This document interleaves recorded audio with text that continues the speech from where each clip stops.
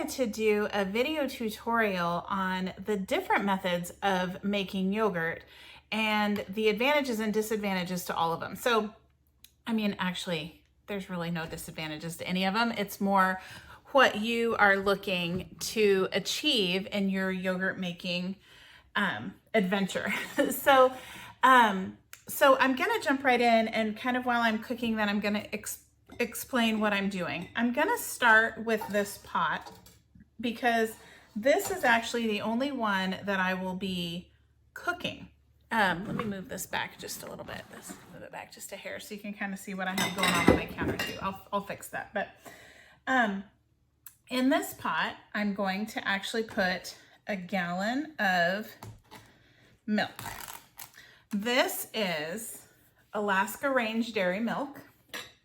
I get it at 3 Bears. I think it's $8.50. It's like almost $9. You have to shake it up because it's cream top. And the cream sometimes doesn't, it kind of wants to stick to this, so you want to shake it up really good. So it's really, really simple.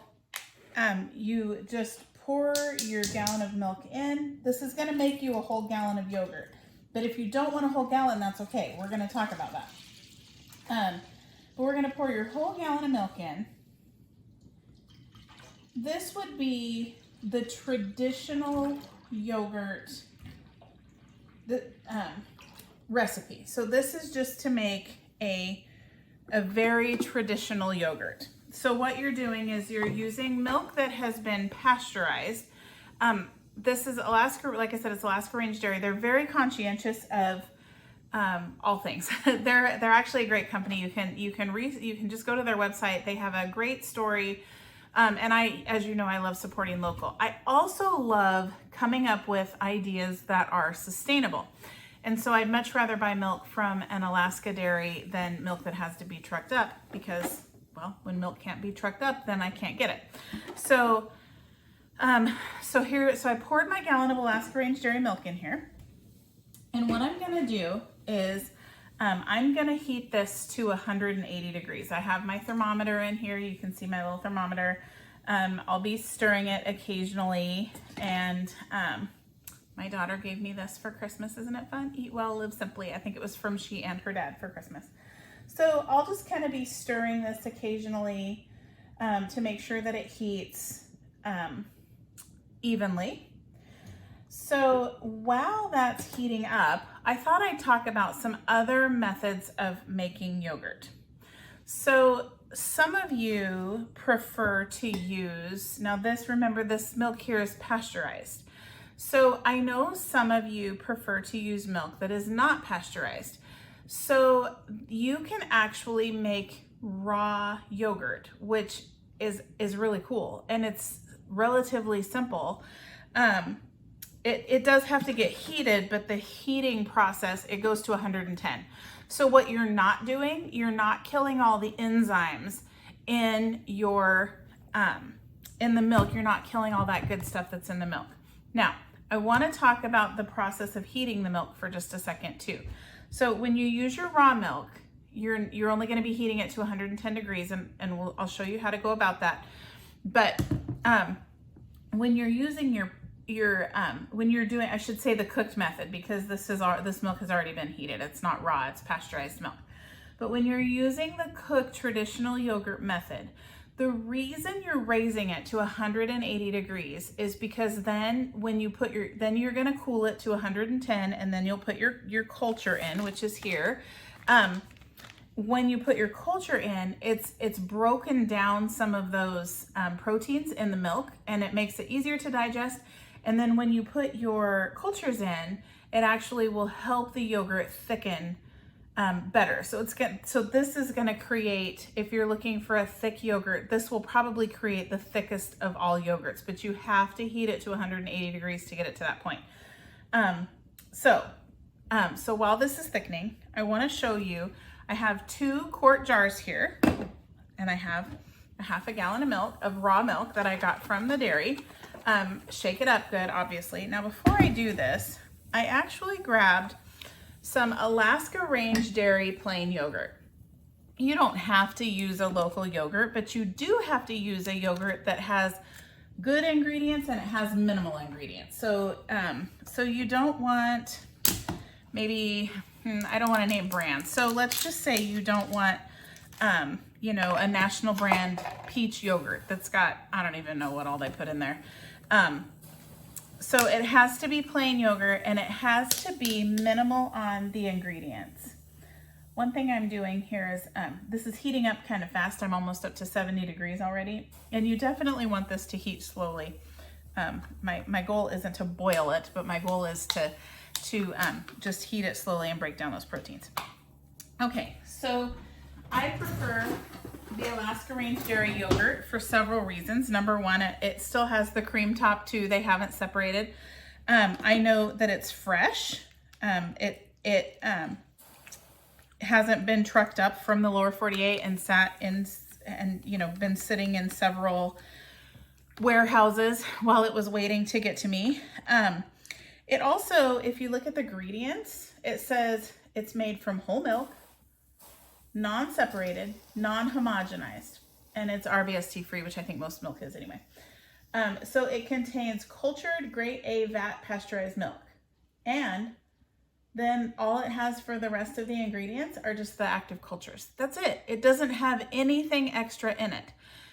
That's incredible to me. Like, that is a major selling point when I know exactly what's in my, especially if I'm making something that I want to feed my family and I'm trying to do it as healthy as I possibly can, then obviously it's going to be better to buy something that has good healthy ingredients in it. So I've stirred up my thing of yogurt here, and in each jar, my jars are here. I have 2 jars. I'm going to put 1/4 of a cup of this yogurt in it. So I'll just pour 1/4 of a cup in. I'll pour 1/4 of a cup in the other one. Now I will say that this yogurt is slightly thinner than what you might find in the store that's got, oftentimes they put gelatin in it to thicken it. This doesn't have that. So it is just a little bit thinner, but it's not watery by any means. So this will go back into the fridge. You can actually freeze this if you want to, but this is going to be my yogurt starter. One thing that it's not recommended to do when you make raw milk yogurt, it's not recommended to reuse this yogurt for your next cultures, because the cultures are actually going to get older than if it were made from a milk that's been heated. So I struggle with that, to be super honest with you. I do use this 2 or 3 times, but then oftentimes I'll replace it. But the problem is they don't sell little containers of this. I wish they did, because it would be perfect. So you can just toss this in the freezer. You can actually toss it in the freezer. You can measure out your 1/4 cup things and put it in little freezer bags. You could put them maybe in the snack size bags and put all of those in a gallon Ziploc or a quart Ziploc, and throw them in the freezer and then just take out what you need. That's one way to do it. The other thing is, this takes a while to culture. So you can actually just enjoy this yogurt while you're waiting to culture the rest. I normally make a gallon of yogurt at a time, and it takes us about 2 weeks to go through a gallon of yogurt.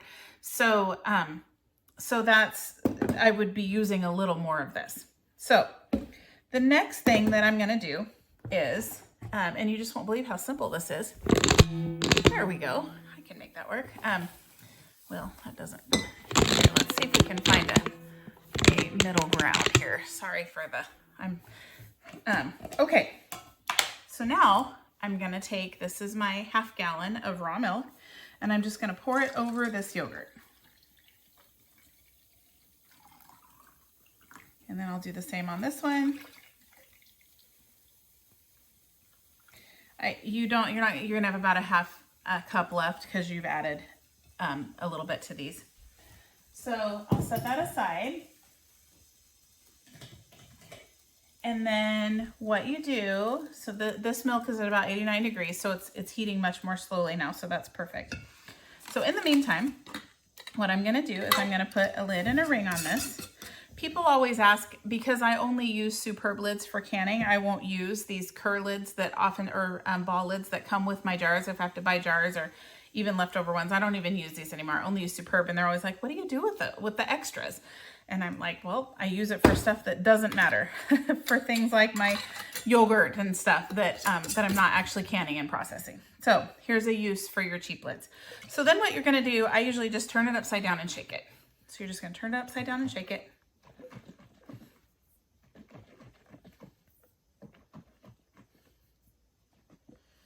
And I'll do the same with this one. Now I'm gonna give you a hint because I've not done this before.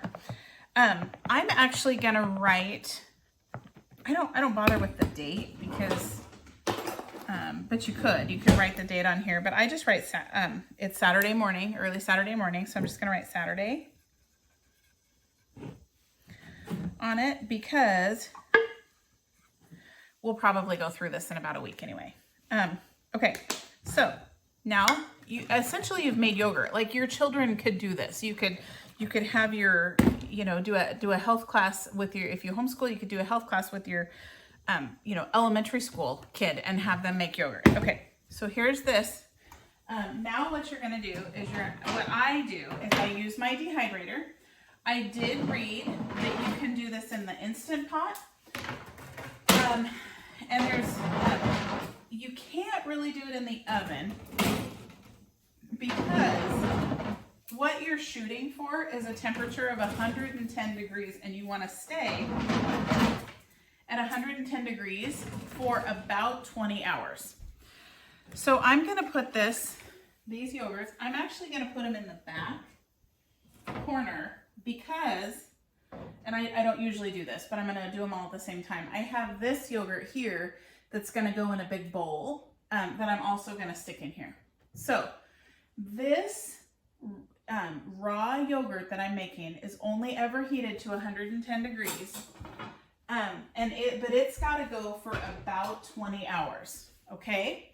So on the top of my dehydrator, you should do the same thing. You should have a timer. So I'm going to set my timer for 20 hours. And my temperature, because that's what I make most in here, my temperature is already set for 110 degrees. Now, if you don't have that, it needs to be between 108 and 112. So depending on what your machine does, it needs to be between 108 and 112. Okay. So these are sitting in the back, in the very back, and they've just already started. How simple was that? Now I just want to do a quick recap. This is completely raw milk yogurt. So what they say is, or what is considered safe is it's not, I don't think it's a safety issue, it's more of a nutrient issue, that this cannot be reused for future batches of yogurt. It doesn't have enough of the culture in it. I say it can be used for a few anyway. So I'm not telling you to do that. I'm saying what I do for my family. So that is a completely raw milk yogurt. This is a traditional yogurt, but I want it, and I should say that I'm gonna be using Cultures for Health. This is their traditional yogurt.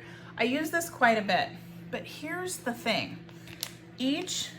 Especially if so a gallon of raw milk is $10. So if I make a gallon, it's costing me $10. Plus I use, I think it's 2 packets. And this is about $14 by the time I pay shipping. I get this from Azure Standard. And I have a link to join Azure Standard with a coupon. So if you can't find that, let me know and I'll get that for you, because then you can get a percentage off of your first order. So it's just these little packets. There should be 4 packets. There better be 4 packets in here. Oh no. Oh, here it is. It fell out. Okay, sorry. So I use 2 packets for a gallon. And this is like $14 by the time you pay shipping. So it's about $7. So I'm making a gallon of yogurt for $17. This little thing, and I'm guessing it's what, a quart? Yeah, it's 1 quart, was $7 at or maybe it was $8, between $7 and $8 at 3 Bears. So I know you can buy cheap yogurt, but we're not talking about cheap food. We're talking about good, real food. So to buy this 4 times is 28 bucks. So I'm making all of this for 17. So I think that's, you know, you're still saving, it's pretty good money, $11 for a gallon. We go through 2 gallons a month. So that's 22 bucks we're saving just by making our own. So, and that's if you're using the cultures. If you're doing the raw milk, then the price comparison is a little different. Because this will take you forever to get through. This makes a lot of batches of yogurt. So it's closer to maybe 11 bucks for a gallon of yogurt. That's a screaming deal. So maybe 12 for a gallon of yogurt. That's an amazing savings right there. So, all right. Plus you know everything that's in it and it just feels good. So I'm just gonna stir this just because I like to make sure it's heating evenly. Okay, so we're at 118 degrees. We got to go all the way to 180. So while we're doing that, I am going to share about one other type of yogurt. Well, several types of yogurt, but you get this also from Cultures for Health. But the fun thing is, you can just continue, if you make yogurt out of these, then you can continue to make the same yogurt, and there's multiple options to make this yogurt, multiple different ways that you can make this yogurt. So, so these are reusable. These are an heirloom starter, so you can continue to, so you would use a little bit of this to make your next batch and your next batch and your next batch. But they're a little different. So I want to warn you ahead of time, this has 4 different types of yogurt that you can make. You can make one called, and pardon me if I say this wrong, but you can make one called Villa. This is a Finnish yogurt variety. It's very mild and creamy with a fairly thick consistency. It's a versatile favorite that's perfect on its own or in any yogurt recipe. So this is from Finland. You can make Filmjölk. It's a little tangier, reminiscent of cheese, and it's custard, and it has a custard-like texture. So there's that one. There's Matsoni. It's from the Republic of Georgia. It's thin and custard-like texture, but it has notes of honey, and it's the most yogurty of all of them. And then there's Pima. Pima is a Scandinavian variety, and it's very thin and drinkable with a mild flavor. And I would compare the Pima to kefir. These are super, super simple to make. Essentially, you pour a cup of cold milk into your container, and then you add your starter.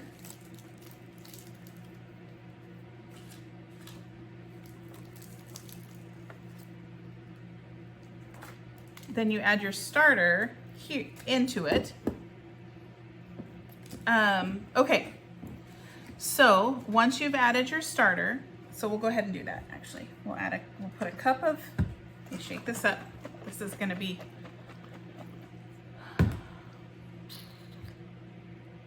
this calls for pasteurized milk, but we're gonna live dangerously. Yeah, you would probably use some of the Alaska Range dairy milk.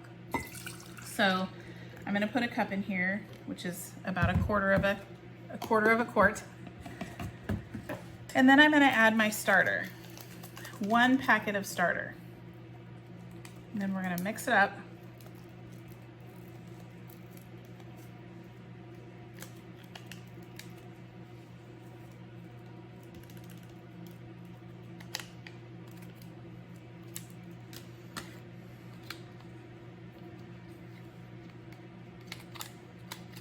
Oh, I thought it felt like 2. Okay.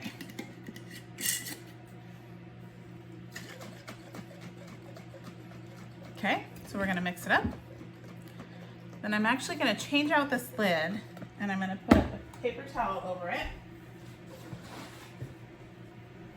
with a rubber band.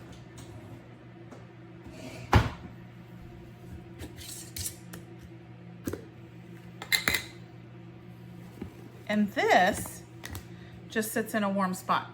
It doesn't go in your dehydrator. It just sits in a warm spot.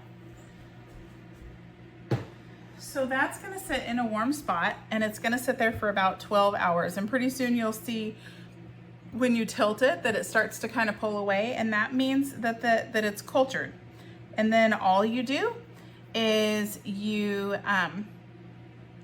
let it set from 12 to 48 hours. So you're gonna let it sit until when you tip it, and I'll show this in a later snippet of this video. When you tip it, you're able to see that it holds together rather than just right now it's just totally liquid. So you'll wait till it holds together, and then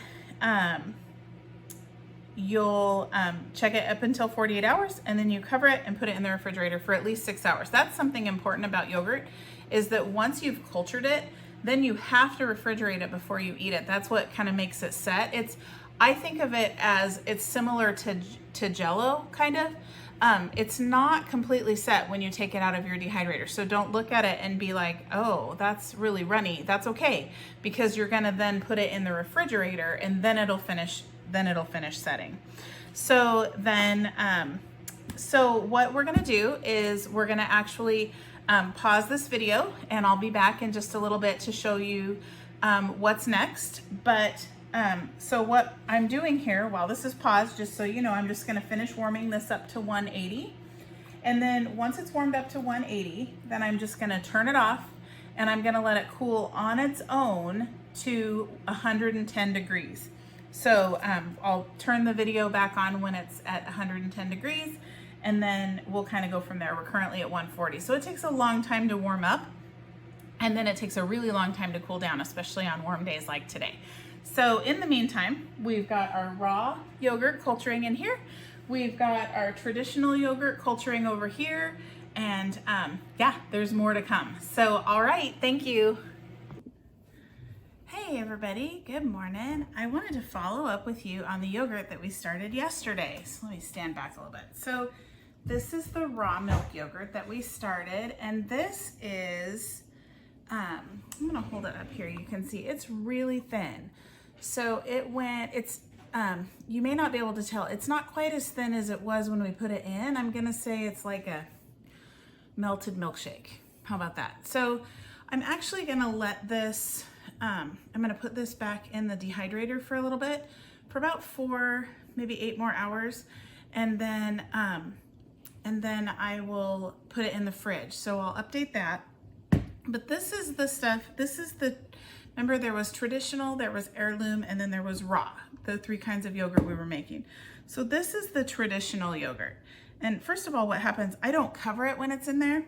So it gets this kind of skin on it, which I just take off, and actually I feed that to my chickens, and they think it's pretty great. So I'll skim this off, but you can see as I'm skimming this off, this yogurt is really nice and thick. This is much closer to a traditional yogurt, and it's almost like Greek yogurt thickness, which makes it really nice. Now what I do from here, let me wash my hands.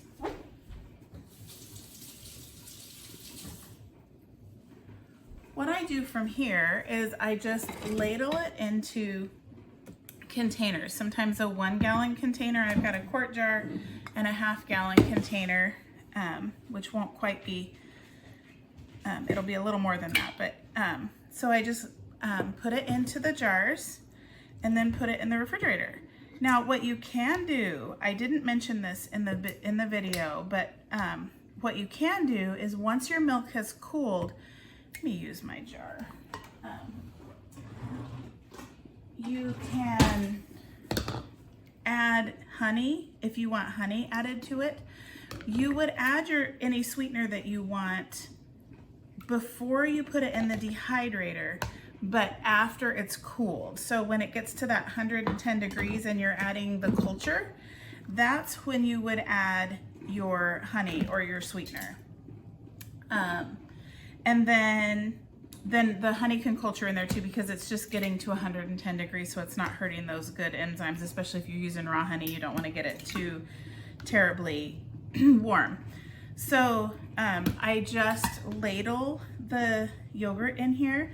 If you knew you wanted a specific flavored yogurt, you could actually put this into smaller containers, and so it'd be easy to grab. Like if you were wanting to put this in lunches or something, you could put this into, you know, containers for your lunches and add some jam. That's a really great way to flavor this yogurt, is to add some jam, because then you're adding a little bit of sweetener to it. You could add just some plain berries. It's really, the options are endless. This time of year we have mint, and so I actually am gonna try adding some mint to a little bit of this and see if that would be kind of tasty. I think it would be kind of good to have maybe some mint with some, I would do like a light mint, like a spearmint or an apple mint. But it would be kind of fun to have kind of a minty flavor with maybe raspberry. That would be fun. So, but this is it. Now you have yogurt, and you can see how much thicker this is. Now, if you really wanted like an actual Greek yogurt thickness, like where the spoon's gonna stand up in it, you could put this in cheesecloth, just like we did with our cheese, the farmer's cheese that I shared with you. You could put it in cheesecloth and let it drain. And again, what you're getting rid of is whey, and so you can use that anywhere that in any recipe that whey would be called for. So that's it. Now you've made traditional yogurt. We're gonna work for a little longer on our raw yogurt, and the other yogurt has to sit for, I don't know, another day or so, I think. So, all right, we'll be back for more.